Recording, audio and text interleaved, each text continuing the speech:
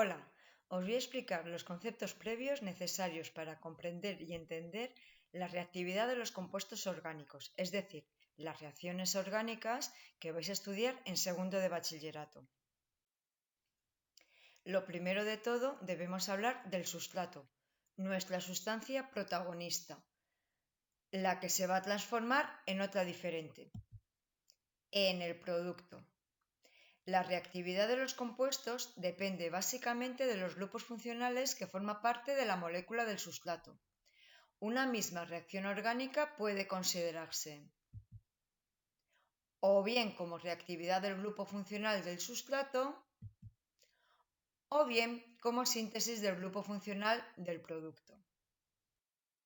El reactivo es una molécula pequeña que a menudo tiene carácter inorgánico y que va a provocar la reacción química, atacando a la sustancia orgánica. En una reacción química se produce la ruptura de enlace, en este caso, enlaces covalentes y posterior formación de nuevos enlaces en los productos. Es importante saber cómo se realiza la ruptura para conocer el desarrollo de la reacción. Existen dos posibilidades, ruptura homolítica o ruptura heterolítica. Los intermedios de reacción son especies químicas que se forman en el transcurso de las reacciones orgánicas y cuya vida media es más o menos efímera, en función de su estabilidad. La existencia de uno u otro intermedio de reacción influirá sobre el mecanismo de la reacción.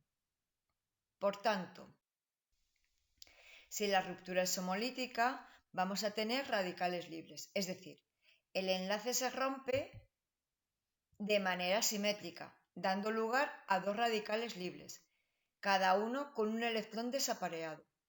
Se produce en uniones carbono, enlace sencillo carbono y carbono-hidrógeno, ya que tienen una electronegatividad muy similar. En la ruptura heterolítica, el enlace se rompe de modo asimétrico y el carbono puede quedar cargado positivamente, carbocatión, o negativamente, carboanión,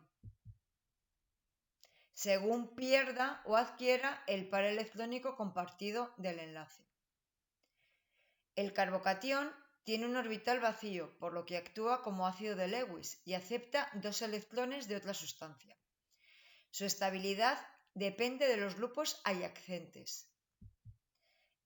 Es decir, que el carbocatión terciario es más estable que un carbocatión secundario.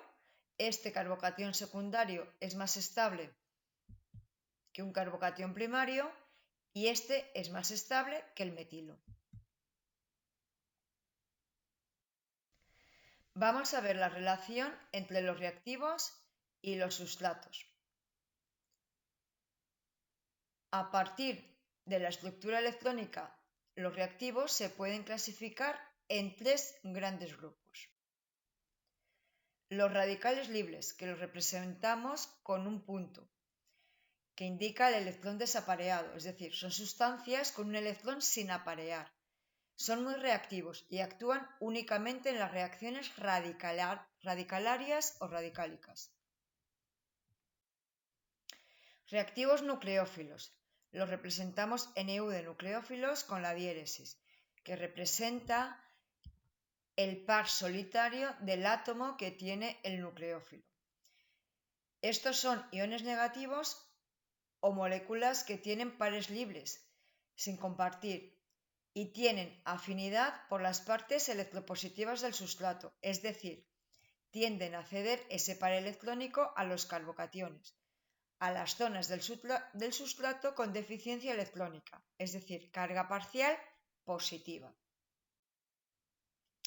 Los reactivos electrófilos, E+, tienen afinidad por las partes electronegativas del sustrato, ricas en electrones, ya que son sustancias deficitarias en electrones o con orbitales externos vacíos, y tienden a atacar zonas de alta densidad electrónicas, ricas como de alta densidad electrónica, que son ricas en electrones, como las insaturaciones, es decir, carbono, doble enlace carbono o bien carbono, triple enlace carbono.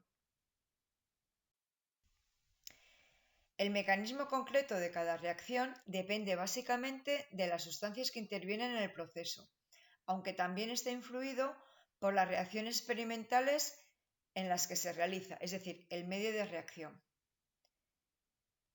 Pero siempre podemos tener algún tipo de mecanismo de reacción. Vamos a ver 3. Las reacciones radicalarias o radicálicas. Las rupturas homolíticas generan radicales libres, lo que provocan reacciones radicalarias de cinética muy complicada y que suelen proporcionar una mezcla muy variada de productos de reacción. Habitualmente se requiere una aportación energética, luz ultravioleta o calor, para provocar dicha ruptura.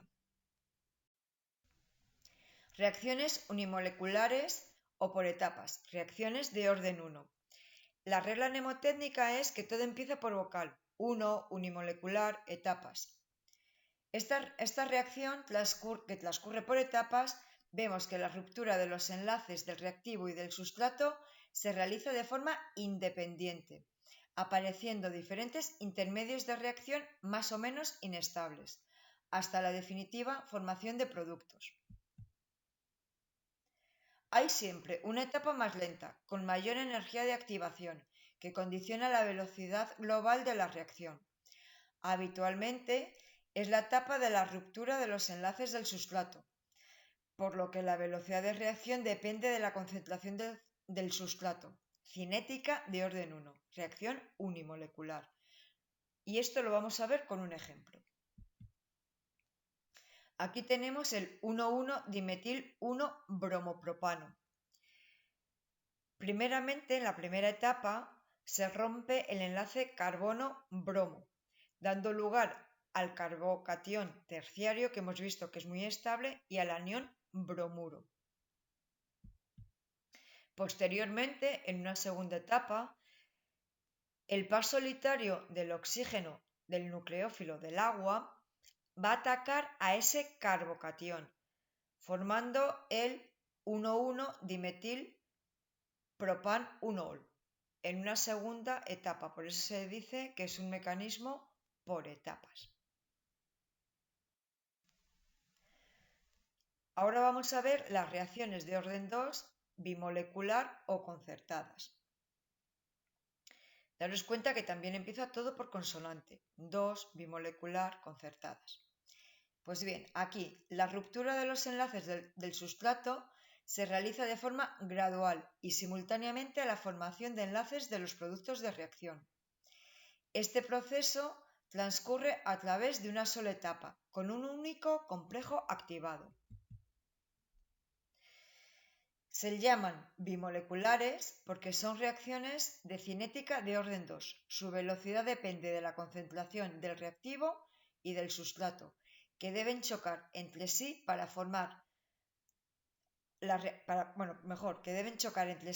que la reacción pueda tener lugar, para que se produzca la reacción. Lo vamos a ver con el siguiente ejemplo. Aquí vemos al 1-bromopropano. Vemos que hay un único intermedio de reacción, lo vemos representado entre corchetes, y vemos cómo el agua ataca al carbono unido al bromo. No me voy a meter en más profundidades o en mayor detalle, pero en la facultad vais a ver que aquí ocurre una inversión de la configuración. Es decir, para que lo veamos de una manera clara, el agua va a atacar a ese carbono por el lado contrario al que está unido al bromo, al grupo saliente. Y ahí vemos cómo se va formando el nuevo enlace carbono-oxígeno y se va rompiendo ese enlace carbono-bromo, dando lugar finalmente al propan-1-ol.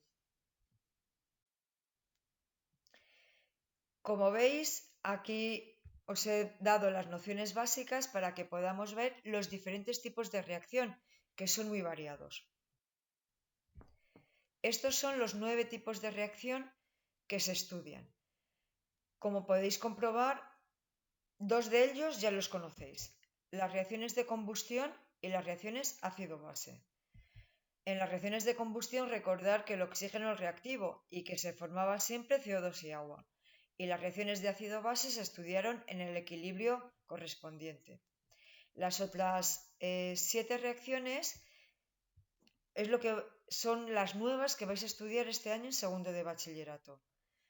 En otro vídeo os lo voy a explicar con más detenimiento, pero bueno, os voy a dar unas pinceladas de cómo estudiarlo de una manera que bajo mi punto de vista os puede resultar más sencillo. Y yo os recomendaría el siguiente orden.